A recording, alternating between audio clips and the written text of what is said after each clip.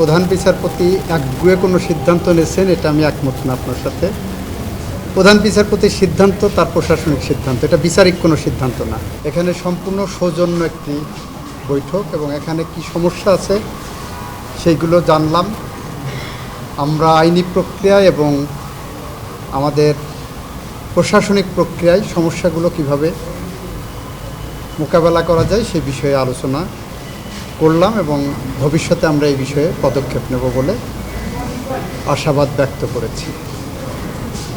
তারপরে আমাদের প্রসিকিউটর সাহেব আমাদের চাটা খাওয়ালেন, আমরা চলে যাচ্ছি।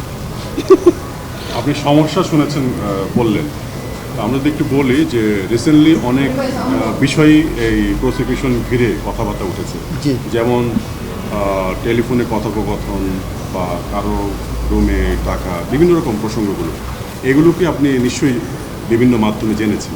এই বিষয়ে আপনাদের অবস্থান কি?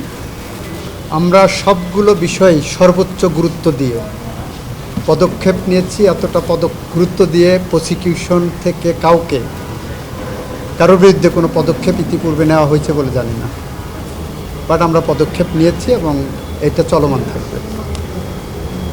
একটা ভিন্ন বিষয়ে প্রশ্ন করতে চাই, সেটা হলো যে আপনি জানেন দীর্ঘদিন সুপ্রিম কোর্টে আইনজীবী ছিলেন, নিশ্চয় আইনজীবী।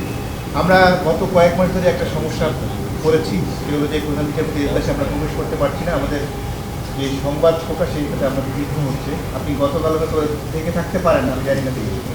আমরা একটা প্রতিবাদ করেছি, কিন্তু আমরা কোনোভাবে ওনার একগুয়েমির কাছে পেরে উঠছি না।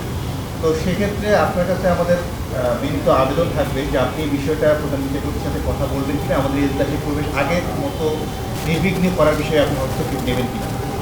প্রথম কথা হলো, প্রধান বিচারপতি একগুয়ে কোনো সিদ্ধান্ত নিয়েছেন, এটা আমি একমত না আপনার সাথে। প্রধান বিচারপতির সিদ্ধান্ত তার প্রশাসনিক সিদ্ধান্ত, এটা বিচারিক কোনো সিদ্ধান্ত না।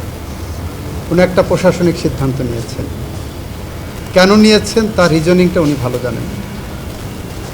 দ্বিতীয়ত হলো, বিষয়টা আমার দৃষ্টিতে এসেছে Spanish digital print tiles, ATI tiles, এক টাইলসে জীবন পার। আমি বিশ্বাস করি মাননীয় প্রধান বিচারপতির দৃষ্টিতেও এসেছে এবং প্রধান বিচারপতির সিদ্ধান্ত উনি ওনার মেধা, প্রজ্ঞা এবং অভিজ্ঞতা দিয়ে পুনর্বিবেচনা করবেন বলে আমি আশা করি। এতটুকু বলতে পারি। কিন্তু এই সিদ্ধান্তের বিষয়ে আইনমন্ত্রী হিসাবে ওনার সাথে বার্গেনিংয়ে যাওয়া বা কোনো ইনফ্লুয়েন্সে যাওয়ার জন্য যাওয়াটা আমি মনে করছি। বাজেট অধিবেশনে না হলে পরের অধিবেশনে উঠবে।